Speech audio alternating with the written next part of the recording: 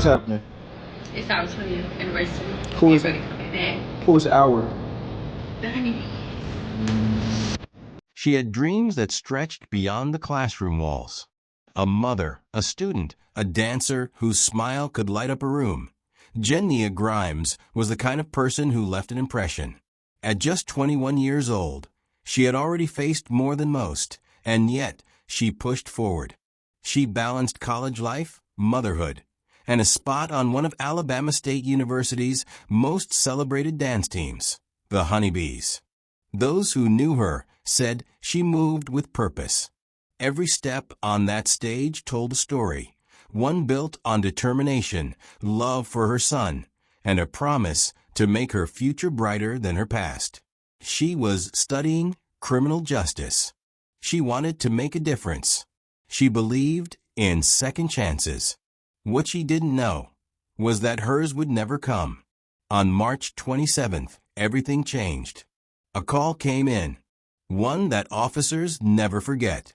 A woman had been shot. It happened along Highway 80 East, near a quiet patch of road in the Waugh community. Medics found her there. Her life was slipping away. She was airlifted, but the damage was done. Within hours, Gennia Grimes was gone. The man arrested was someone close. Someone who should have protected her. Rogers McLeod Jr., her boyfriend. He was only 20. Questions began piling up. His story didn't match the evidence. Things didn't add up. And then came the warrant, capital murder. No bond. No answers. Why was she in that car? What happened between the two of them? Was it an accident or something else? This isn't just about a crime. It's about a life taken too soon. A future left unfinished.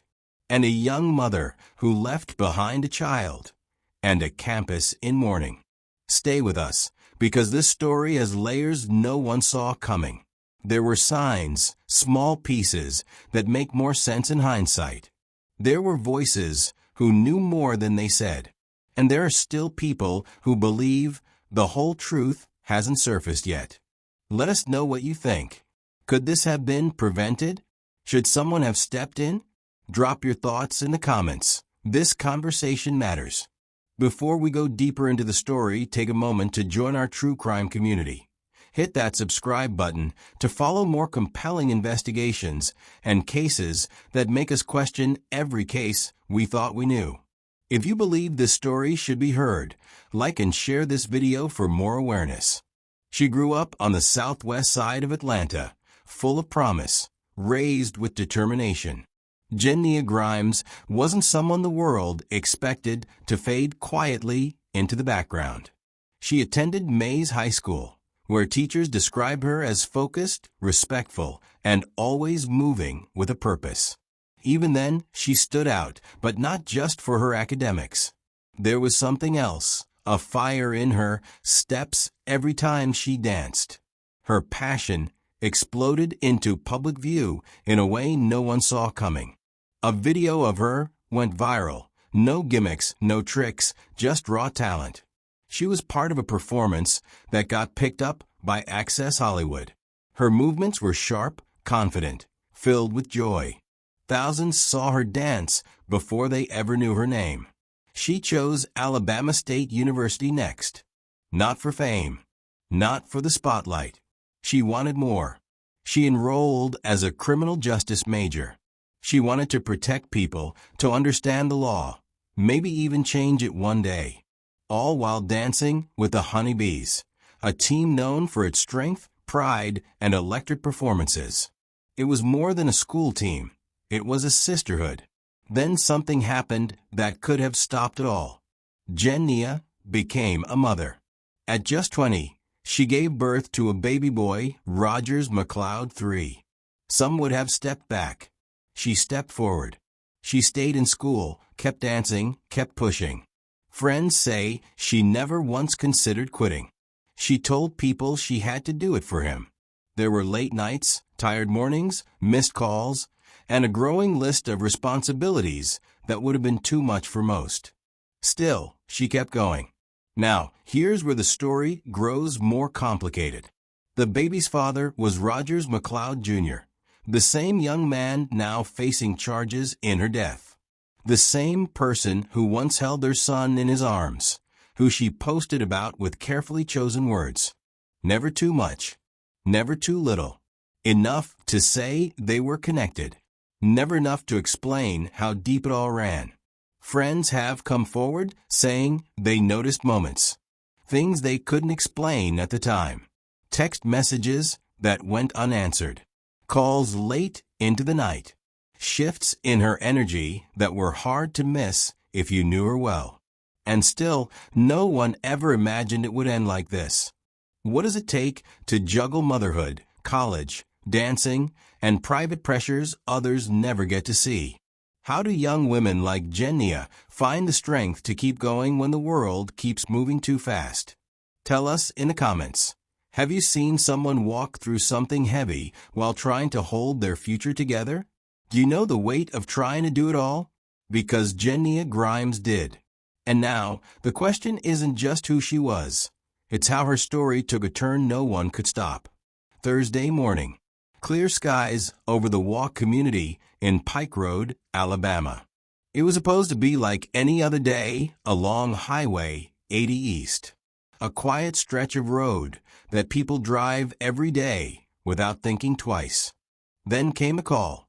At 11:08 a.m., Montgomery County Sheriff's deputies were dispatched to the scene.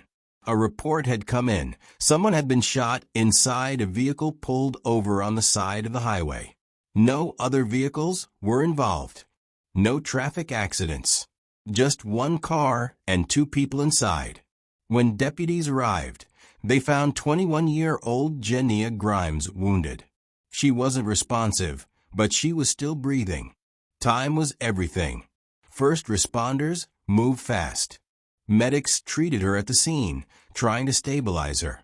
A helicopter landed nearby. She was airlifted to a hospital, her condition still unknown to the public at that point.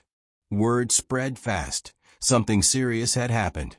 There was confusion at first. Messages began flying through student group chats at Alabama State. Her name wasn't public yet, but those close to her started to sense it. Someone said she hadn't answered her phone. Someone else heard from a relative that she'd been shot. Still, nobody wanted to believe it. Then, a few hours later, confirmation came. Gennia Grimes had died. The moment her name was released, silence fell over campus. Then came the waves, posts, photos, tributes. Students gathered outside dorms. The Honey Beez released a statement that barely held back their grief. Faculty members broke down trying to explain it to their classes. Friends, classmates, even people who'd never met her. Everyone felt the impact. Now here's where the questions began. Authorities confirmed that Rogers McLeod Jr. was with her when it happened. They didn't say much else at first. No public arrests.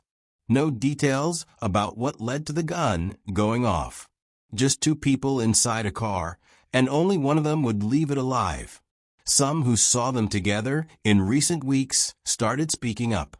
They talked about tension, quiet arguments, distant looks. Nothing loud, nothing dramatic, but enough to leave an uneasy feeling in the air. Then came an anonymous message shared with a local news outlet. It hinted at a previous fight, one no one had reported. No police record, just whispered memories and what-ifs. The authorities began pulling surveillance footage from surrounding businesses, hoping to piece together a timeline. The location where the car stopped was random, far from a neighborhood, far from help. And yet, someone called 911 quickly. That detail raised eyebrows. Who made the call? And why so fast? Meanwhile, the community gathered. A candlelight vigil was held on campus within 48 hours. Hundreds showed up holding candles, wearing Honey Beez jackets, holding photos of Gennia and her son. Speakers asked for strength. Others asked for answers. This wasn't just a tragedy. It was a loss that shook people to their core. Now, it's your turn to weigh in. How does a community begin to heal after something like this? What role do friends, professors, classmates, and neighbors play when grief sweeps through a place so fast? Have you ever witnessed how a single tragedy can bring strangers together? Let us know in the comments, because sometimes talking about it is the first step in making sense of it all. The moment Gennia was pronounced dead, everything changed. What started as a medical emergency became a homicide case. The Montgomery County Sheriff's Office shifted gears quickly. Detectives began working around the clock. Every second mattered. Rogers McLeod Jr. was brought in for questioning. At first, he cooperated. He said it was an accident, that the gun discharged unexpectedly, that he didn't mean for it to happen. His voice was calm, almost too calm, some noted. Investigators listened carefully, but they didn't just rely on his words. They looked at the trajectory of the bullet, the positioning of the seats, and the angle of entry. And then, things started falling apart. His story didn't match the evidence. The weapon's location didn't make sense. The timeline was shaky. He claimed one thing, the scene showed another. The more he talked, the more questions surfaced. There was also the matter of Gennia's phone. It was recovered from the car. Investigators found messages, recent ones. Some were deleted, but later recovered.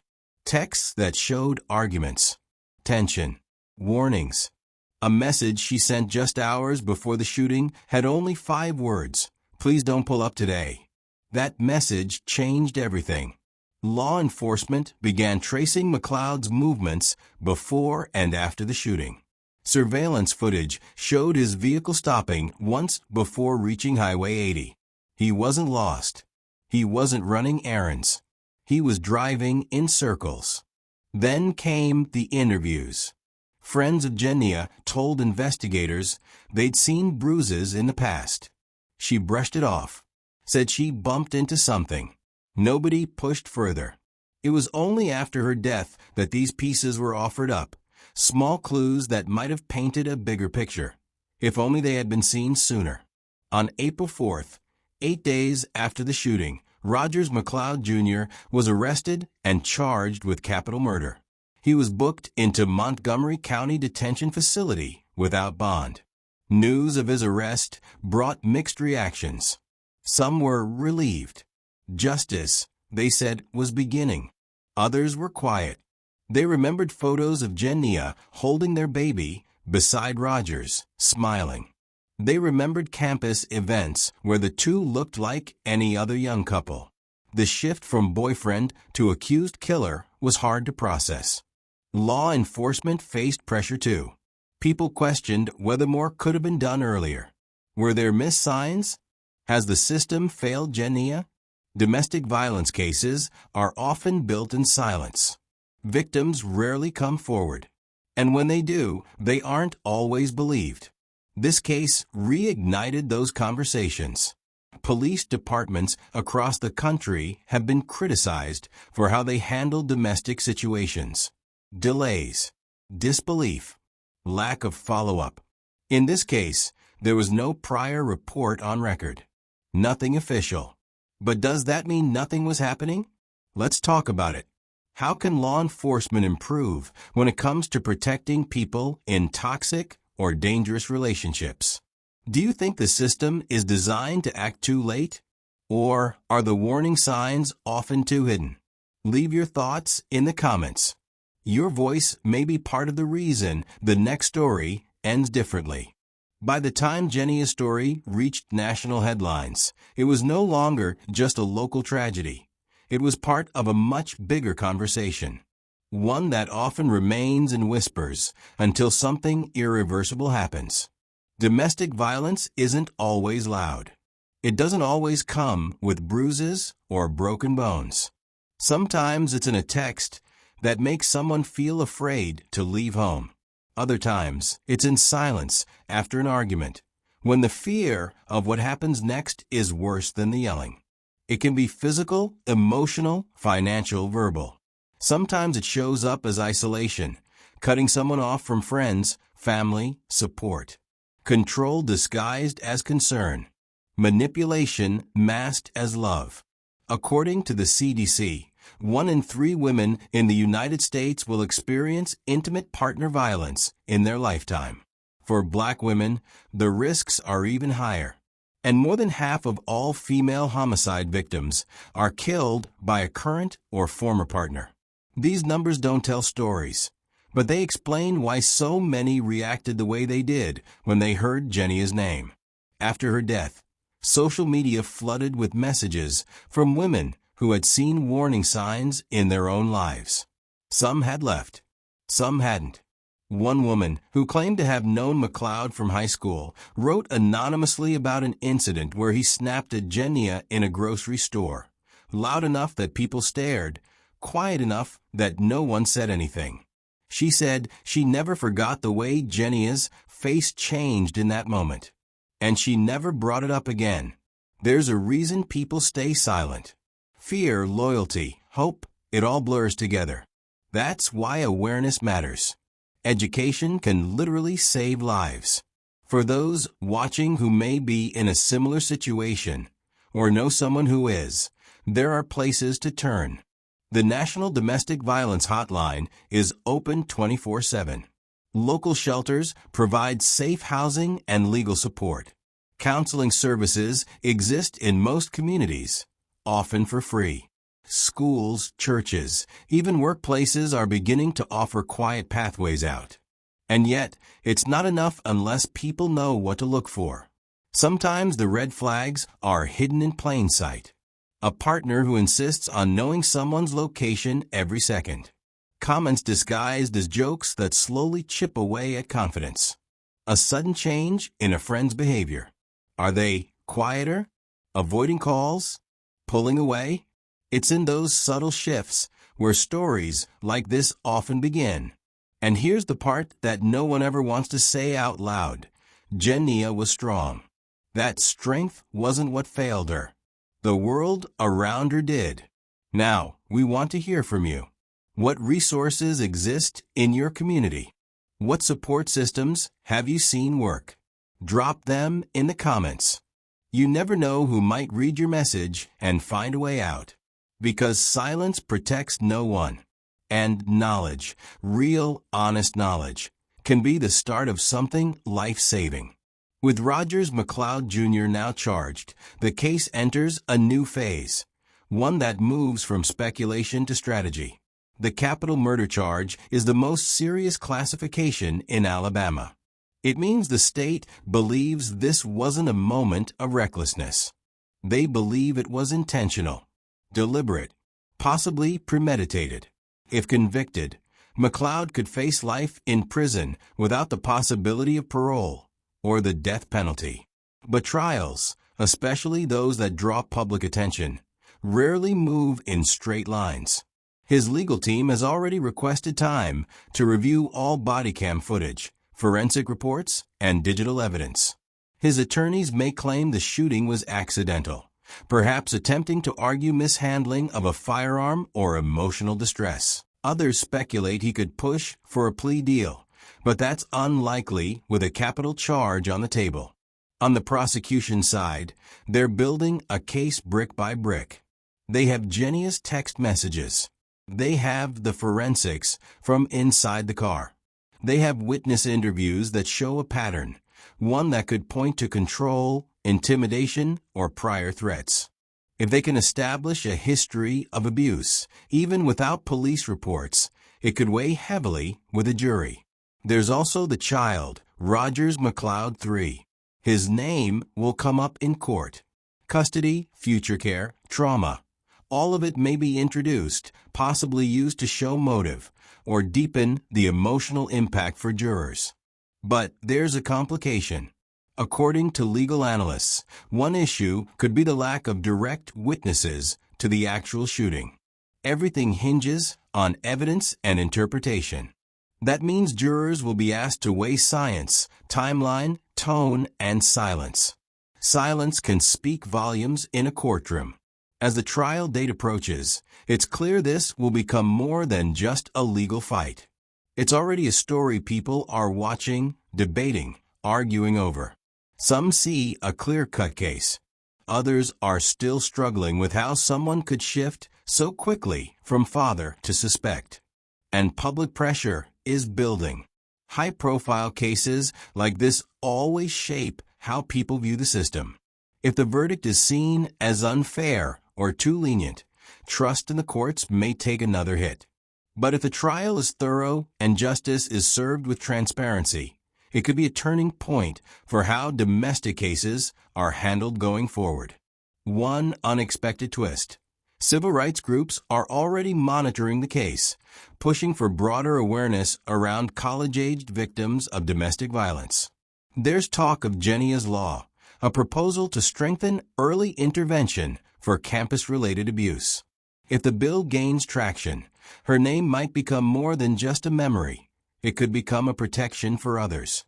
Still, justice moves slowly, and until the gavel drops, everything remains uncertain. What do you think? Will the legal system deliver justice?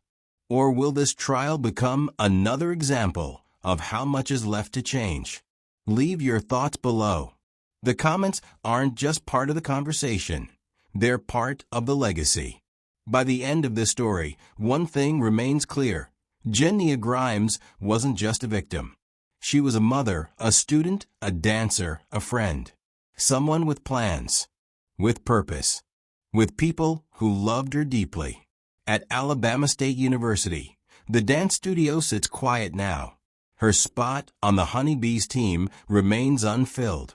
Some say they still expect to see her walk in, head held high, smiling the way she always did before a routine. Her professors remember her as sharp, focused, and deeply committed to her criminal justice studies. She once said she wanted to help people who didn't have a voice. She just didn't know she'd become one of them. Her son, Rogers McLeod III, is now surrounded by family members back in Georgia. He's too young to understand what happened, too young to ask where his mother went. But one day, he'll have questions, and the world will owe him honest answers. To help with funeral expenses and long-term care for her son, the family created a GoFundMe campaign. The response has been overwhelming. Donations poured in from classmates, alumni, strangers who read about her and felt connected. Support messages came from as far as California and Canada. Some gave $5. Others gave thousands. One donor left a note. "You didn't know me, but I knew girls just like you. You mattered." The memorial service was held in Atlanta, filled with dance team members in full uniform, classmates, church friends, and community leaders. Her casket was white. Her flowers were yellow, her favorite color. As the service ended, they released doves into the sky, one for every year of her life. 21. And yet, the questions still remain. Could anything have changed the outcome? Did the system fail her? Did we, as a society, look away for too long? This isn't just about one story. It's about thousands we never hear about. People who vanish from the headlines the second attention fades. Gennia's name has weight now, and with it comes a responsibility to keep talking, to educate ourselves, to speak up when something doesn't feel right, to believe victims even when the signs seem small. So now it's your turn. Have you seen resources in your community that are working? Are there programs others should know about? Have you personally faced a situation like this, or helped someone who has? Drop it in the comments. Share links, names of organizations, even phone numbers. You might reach someone who's searching quietly, hoping someone will say, "I understand." Because silence doesn't protect anyone. And stories like Gennia's deserve more than sorrow. They deserve change. Thank you for watching. If you felt moved by this story, please consider sharing it. Subscribe for more voices that need to be heard, and more stories that deserve the time it takes to truly understand them.